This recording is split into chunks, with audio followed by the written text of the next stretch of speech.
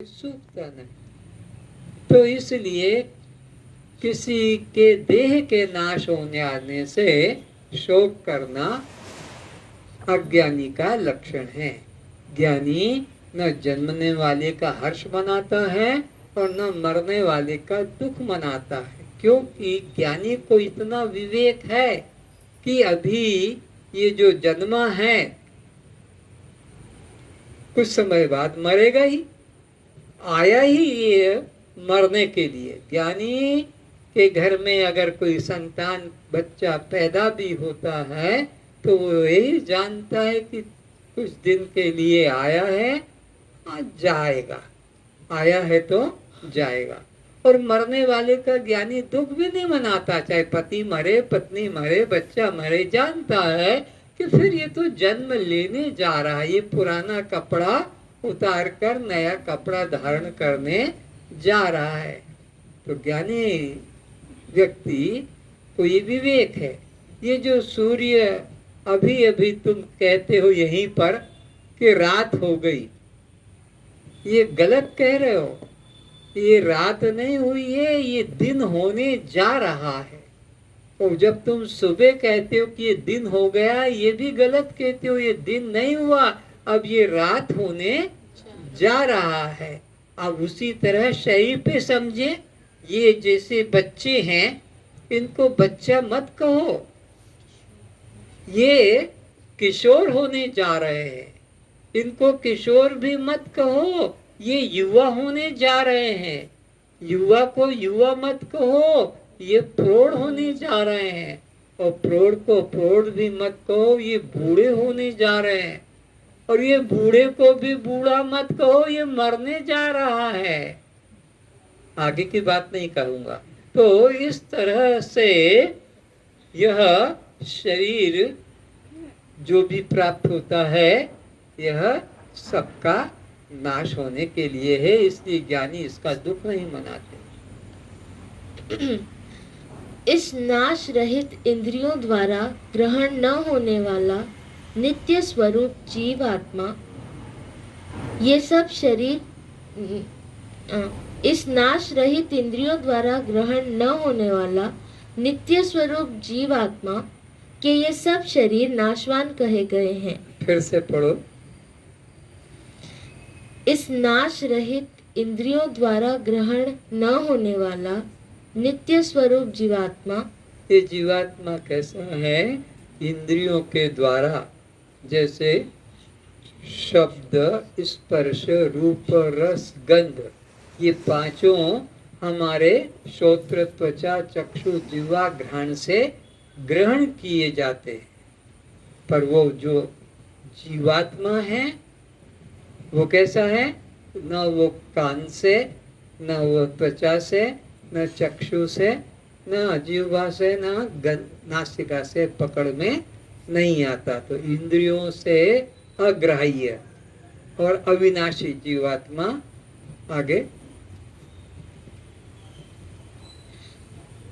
जीवात्मा के ये सब शरीर नाशवान कहे गए हैं।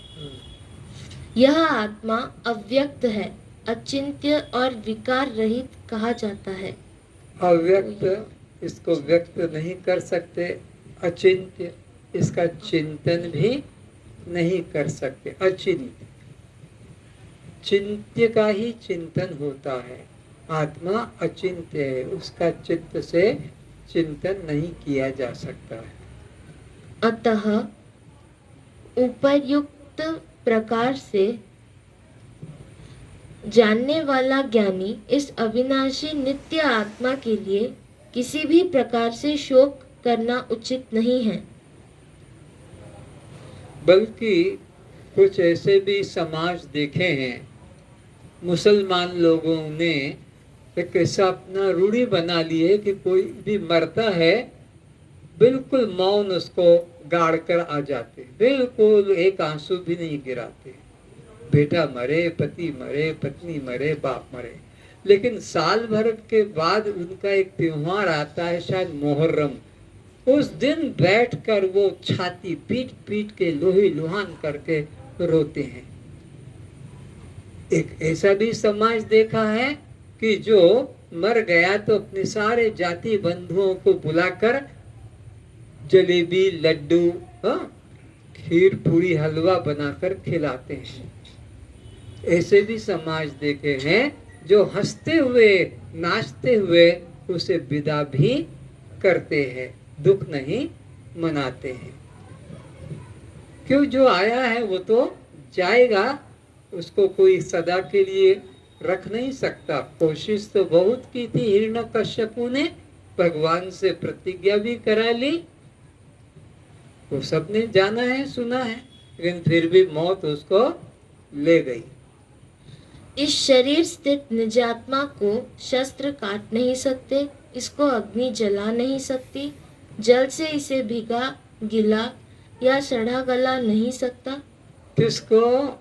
इस शरीर के अंदर जो चेतन तत्व है, जिसकी शक्ति से सब इंद्रियां, 10 इंद्रियां कह दो, 14 त्रिपुटी कह दो, पंच प्राण, ये सब जिसकी शक्ति से सब काम हो रहे हैं, वो उसकी महिमा गा रहे हैं कि उस चेतन आत्मा को शस्त्रों से काटा नहीं जा सकता, अग्नि से जलाया नहीं जा सकता, पानी से भिगोया नहीं जा सकता और पवन से सुखाया नहीं जा सकता। लेकिन तुम्हारा हमारा शरीर को काटा भी जाता है, जलाया भी जाता है, सूखा भी है और भिगाया भी जाता है, क्योंकि यह इन्हीं चीजों से बना, जिससे ये बना है उससे मिटाया भी जा सकता है। आत्मा किसी से बनाई नहीं गई है, इसलिए उसे किसी तरह मिटाया नहीं जा सकता। तथा पवन इसे सुखा नहीं सकता। इस आत्मा को अजन्मा, नित्य, सनातन और पुरातन कहते हैं। शरीर के मारे जाने पर भी यह किसी प्रकार से नहीं मरता है। जो इस आत्मा को मारने वाला समझता है तथा जो इस आत्मा को मरने वाला समझता है, वे दोनों ही नहीं जानते हैं। अज्ञानी हैं वे लोग जो इसको मरने वाला समझते हैं या किसी और को मैं मारूंगा और वो मरेगा, दोनों ही अज्ञानी हैं। आत्मा न तो मरता है और न किसी को मारता है, क्योंकि यह आत्मा वास्तव में अकर्ता होने से न तो किसी को मारता है और अविनाशी होने से न किसी के द्वारा मारा जाता है। अविनाशी खुद है तो मरेगा नहीं और आत्मा किसी को मारता भी नहीं है। क्योंकि यह आत्मा असंग, निष्क्रिय, निराकार एवं अविनाशी है। देहस्तिष्ठेतु कल्पान्तं गच्छत्वद्यैव वा पुनः क्व वृद्धिः क्व च वा हानिस्तव चिन्मात्ररूपिणः। अष्टावक्र जी कहते हैं, यह देह का जन्म हुआ है, इसकी मृत्यु होगी, क्योंकि यह प्रकृति का अटल नियम है। देह चाहे असंख्य कल्पों तक रहे, चाहे आज ही चला जाए, इससे तो चैतन्य अविनाशी आत्मा का दीर्घ काल तक रहने से न लाभ है, न शीघ्र मृत्यु हो जाने से किसी प्रकार की क्षति है। तो आत्मा असंग, निराकार, अशरीरी, नित्य, एक रस, परिपूर्ण है। देह की वृद्धि एवं क्षति तुझ आत्मस्वरूप देही में कोई लाभ हानि नहीं है। अष्टावक्र जी कहते हैं, हे जनक, देह परिवर्तनशील, नाशवान स्वभाव वाला है। विनाशी का नाश नहीं रुक सकता एवं अविनाशी का नाश कोई नहीं कर सकता। दोनों बातें अकाट है। जो नाशवान है उसे कोई रोक नहीं सकता, जो शरीर है वो सबका नाशवान है। न राम रोक पाए, न कृष्ण रोक पाए, न वो भीम रोक पाए, कोई भी जिसने धारण किया है जीवन शरीर, उसको रोक नहीं पा रहा। लेकिन ये जो जीवात्मा है, इसको कोई मार नहीं सकता और देह को कोई बचा नहीं सकता। दोनों का अकाट्य नियम है। देह का जन्म यानी प्राक भाव है, इसलिए इसकी मृत्यु यानी प्रध्वंसा भाव अवश्य होगा। घड़ा बना है तो फिर टूटता भी है। बनने के पहले को प्रत्यक भाव कहते हैं और वो टूट जाने को प्रध्वंस भाव कहते हैं। जिसका निर्माण होता है उसका नाश भी अवश्य होगा। यह प्रकृति का अकाट्य नियम है। जन्म से पहले देह अव्यक्त और अदृश्य था। जन्म के बाद कुछ समय के लिए यह व्यक्त एवं दृश्य बना। यह मृत्यु पश्चात फिर उसी तरह अव्यक्त एवं अदृश्य रूप हो जाता है। अब प्रकृति चाहे इसे आज ही अपने में मिलाकर अव्यक्त अदृश्य रूप बनावे, चाहे वह युगों युगों के बाद अपने में मिलावे, इससे कोई अंतर नहीं पड़ता कि शरीर अल्पायु में नष्ट हुआ या दीर्घायु में। आत्मा का इससे कोई हानि नहीं और कोई लाभ नहीं। 100-200 साल जिए कि 1000 साल जिए तो भी आत्मा को कुछ लाभ नहीं, और चाहे यह अल्प समय में मर जाए तो भी आत्मा की कोई हानि नहीं। किंतु असत देह को सत नहीं बनाया जा सकेगा। हे जनक, याद रख, तू यह अनित्य देह नहीं है। जब जनक को कहा जाता है तो ये तुमको कहा जाता है। जनक तो अपना कल्याण को प्राप्त हो गए, नाम वो है अर्जुन कल्याण को प्राप्त हो गया। तो जब भगवान श्री कृष्ण कहते हैं हे अर्जुन, तो तुम सोचो हमें कह रहे हैं। अगर ये बात अपने ऊपर स्वीकार न करोगे तो ये गीता सुनने का कुछ लाभ नहीं। यह अष्टावक्र गीता या कोई भी ग्रंथ का कुछ लाभ नहीं। लाभ कब होगा कि ये मुझे कहा जा रहा है, तो तुम्हारा संबंध जुड़ जाएगा ग्रंथ से, उपदेश से। नहीं तो तुम अलग अलग छटके बैठे रहोगे। वो कौन? कृष्ण, अर्जुन, वो हनुमान और राम। तुम क्या खाली जय जयकार करने वाले, राम जी की जय, हनुमान जी की जय, बालाजी की जय, कृष्ण की जय, बस जय जयकार ही करते रहोगे। नहीं, वो मेरे को कह रहे हैं। ये गीता मेरे लिए लिखी है, ये रामायण मेरे लिए लिखी है, ये उपनिषद मेरे लिए लिखे हैं। नहीं तो हमें क्या जरूरत है पढ़ने की? हमें क्या जरूरत है? और ये भोजन अगर हमें नहीं मिलेगा तो हम यहाँ काय को बैठेंगे यहाँ पे सूंघने के लिए? ये भोजन तो ये तैयार हो रहा है, ये हमारे लिए है। तो ये जैसे भोजन को हम ग्रहण करते हैं, ऐसे हमें ग्रंथ को ग्रहण करना है कि मुझे परोसा जा रहा है, मुझे दिया जा रहा है। हे जनक, याद रख, तो यह अनित्य देह नहीं है। इतना जीवन हो गया रामायण पढ़ते पढ़ते, अखंड पाठ 24 घंटे के अंदर अखंड पाठ। तो क्या रामायण को कोई मोटा कर रहे हो तुम अखंड पाठ करके? रामायण को कोई खुशी है? गीता का अखंड पाठ 18 अध्याय का कर लिया तुमने, तो गीता को क्या मिला? गीता में कुछ क्या बढ़ा? और तुम्हारे में क्या अंतर पड़ा? पूरा जीवन हो गया रामायण पढ़ते, पूरा जीवन हो गया गीता पढ़ते, पूरा जीवन हो गया हनुमान चालीसा पढ़ते। क्या अंतर पड़ा? क्या परिवर्तन? तुमने पढ़ा तो क्या पढ़ा? भगवान ने अर्जुन को कहा, भगवान ने राम ने लक्ष्मण को कहा। तुम्हारे से तो कोई संबंध ही नहीं जुड़ा। तुम तो ऐसे रह गए जैसे हिंदुस्तान पाकिस्तान का मैच चल रहा था और तुम ताली बजा रहे थे।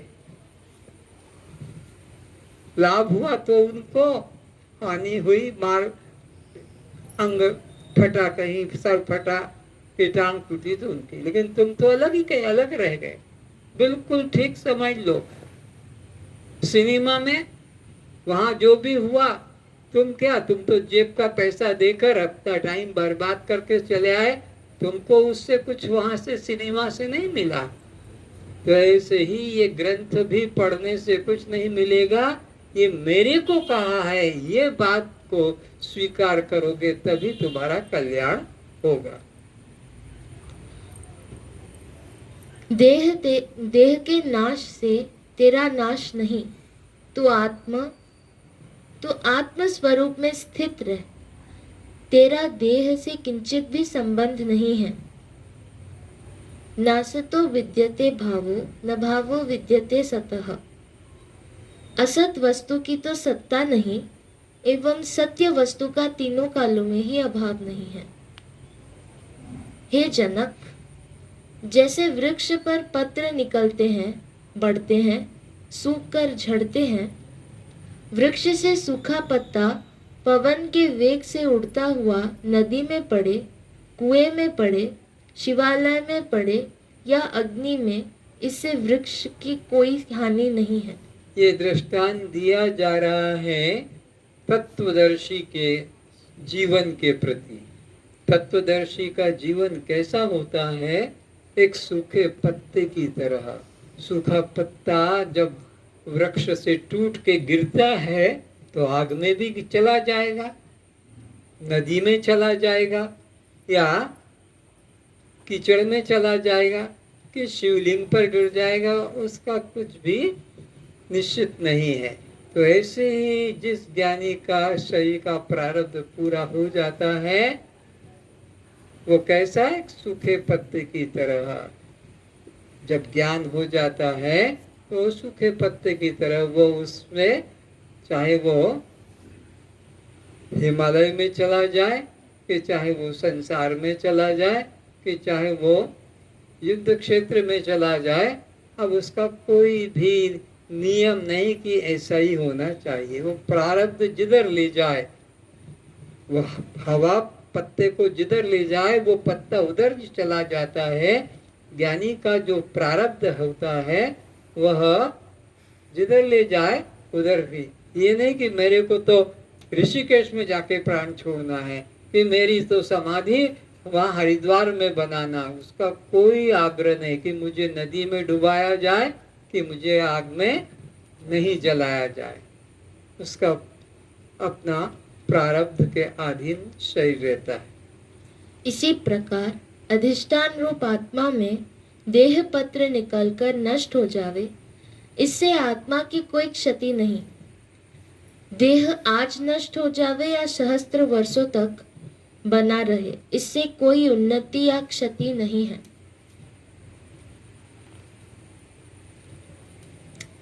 अज्ञानी के देहपात की तरह अवश्य एक दिन आत्मज्ञानी का शरीर भी प्रारब्ध अनुसार नाश को प्राप्त होगा, किंतु उस शरीर के साथ उस आत्मदर्शी को किंचित भी हर्ष शोक नहीं रहता है।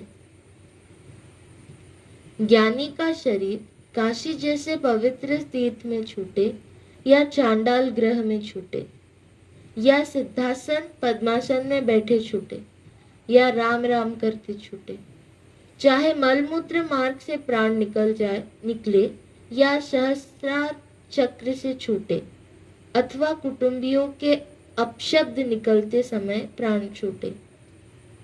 ज्ञानी को इस शरीर की अंतिम क्रिया से किंचित भी अहमता ममता का संबंध नहीं। जंगल में कोई उसको बाघ खा डाले, कि ध्यान में बैठा है कोई सांप खा डाले, या कोई शत्रु आकर मार दे, उसका कुछ भी संबंध नहीं रहता है कि अब यह दुर्गति को पाएगा। नहीं, वो प्रारब्ध से जैसा भी हो, वो ज्ञान काल में ही मुक्त हो गया। ज्ञान होते ही वह मुक्ति को पा गया। अब शरीर प्रारब्ध जैसा भी रहे, उससे उसको कोई मतलब नहीं।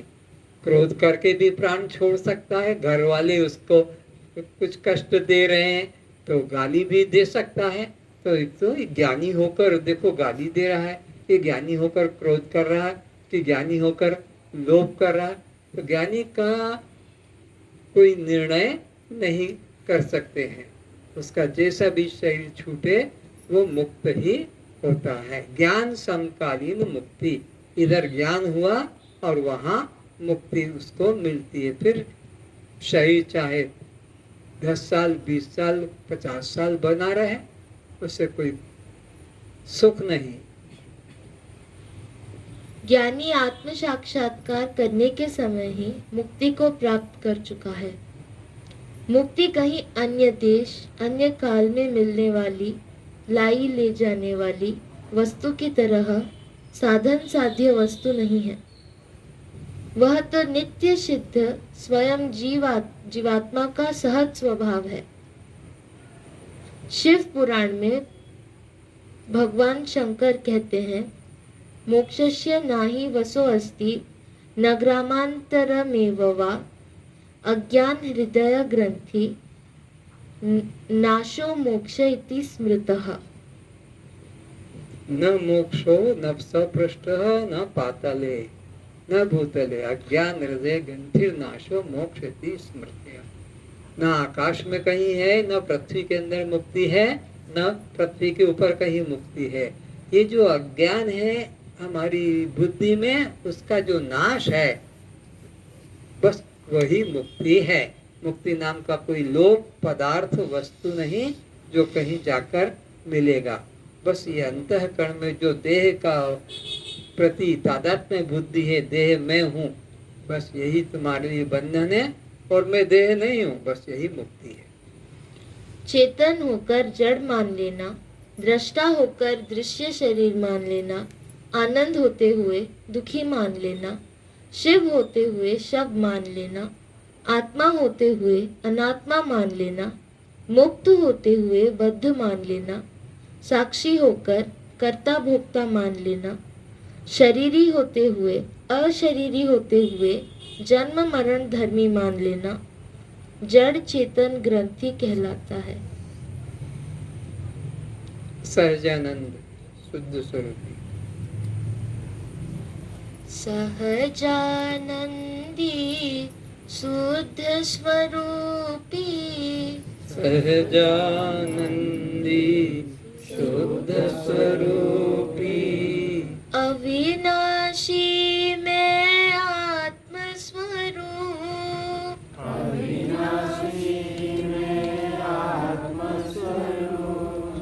देह मरे पर मैं नहीं मरता, देह मरे पर मैं नहीं मरता, अजर अमर मैं आत्मा हूँ, अजर अमर में आत्मा हूँ। सहजानंदी शुद्ध स्वरूपी,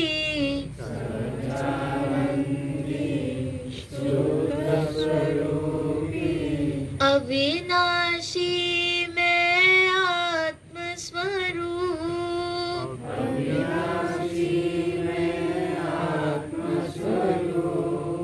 शस्त्र न छेदे न अग्नि जलावे, शस्त्र न छेदना जलावे, कालो का महाकाल हूँ मैं, कालों का महाकाल हूँ मैं, नाम नहीं की रूप नहीं हूँ, नाम नहीं की रूप नहीं हूँ, निराकार हूँ शुद्ध स्वरूप,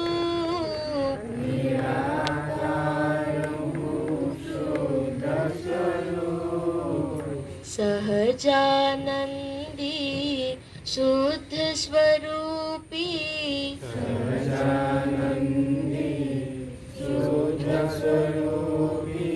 अविनाशी में आत्म स्वरूप,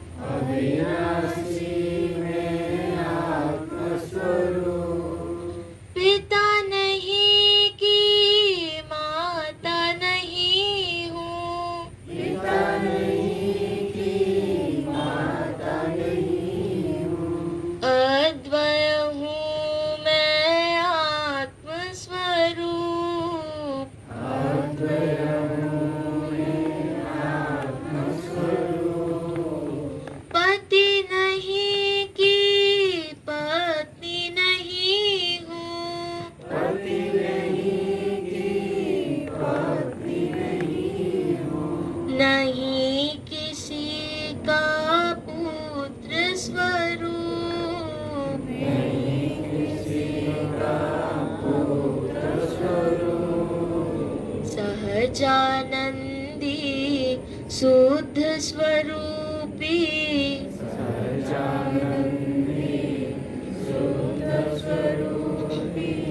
अविनाशी मैं आत्मस्वरूप,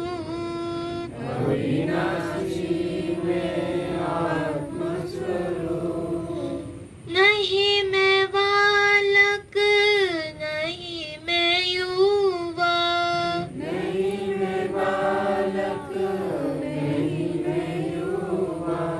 वृद्ध न होता पूर्ण स्वरूप,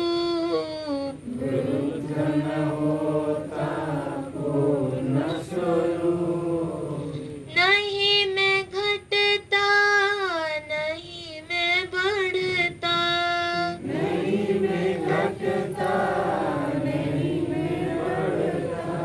अविकारी हूँ ब्रह्म स्वरूप,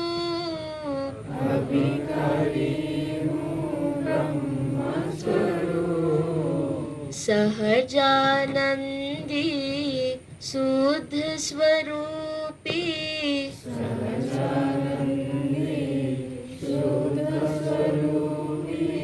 अविनाशी मैं आत्मस्वरूप,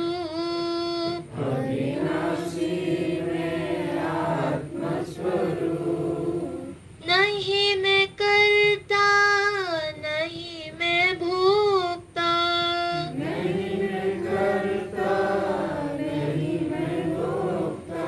असंग हूँ मैं साक्षी स्वरूप,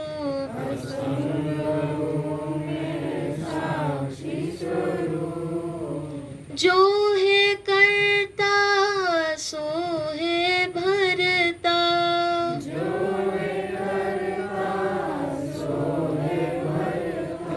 चिदाभास वह मनः स्वरूप,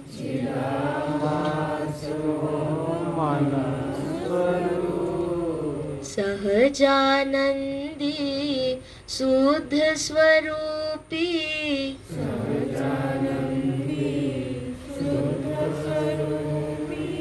अविनाशी मैं आत्मस्वरूप,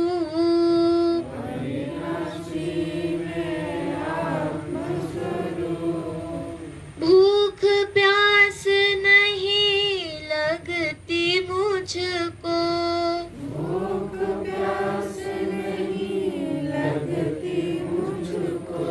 यह तो है सब प्राण स्वरूप,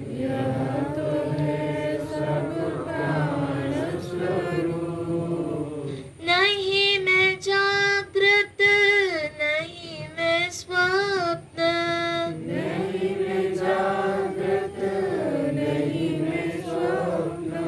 नहीं सुषुप्ति तुरिया हूँ,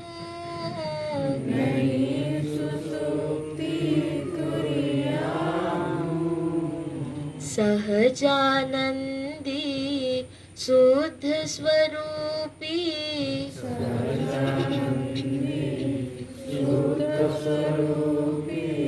अविनाशी मैं आत्मस्वरूप,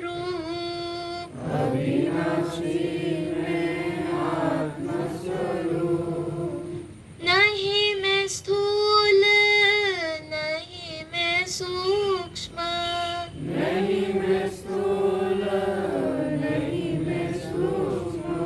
कारण नहीं अकारण हूँ,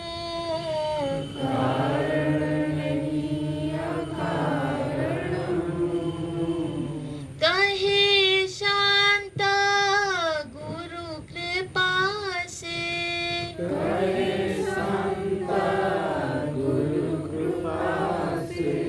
मैं तो हूँ एक ब्रह्म स्वरूप,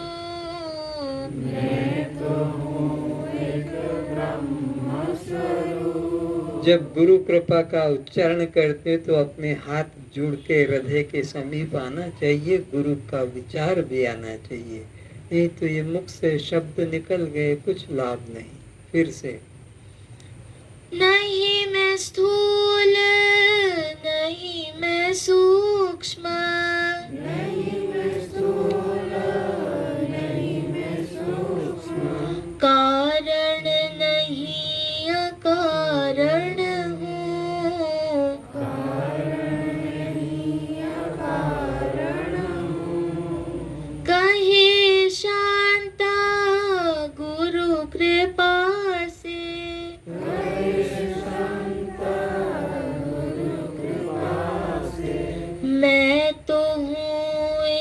ब्रह्म स्वरूप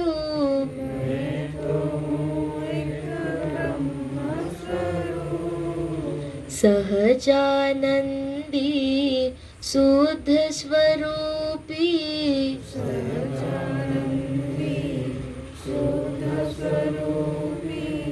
अविनाशी मैं आत्म स्वरूप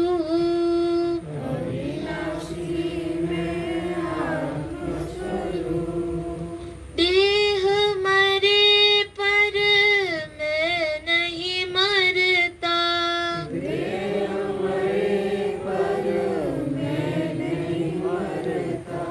अजर अमर मैं आत्मा हूँ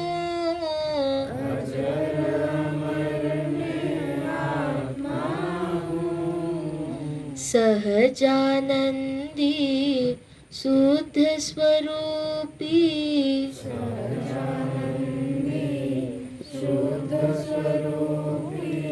अविनाशी मैं आत्म स्वरूप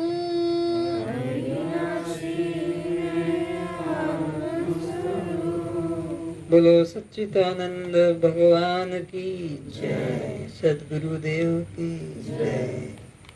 सर्वेषां शान्तिर्भवतु, सर्वेषां मङ्गलं भवतु, सर्वेषां स्वस्तिर्भवतु, सर्वेषां पूर्णं भवतु। ओम शांति शांति शांति।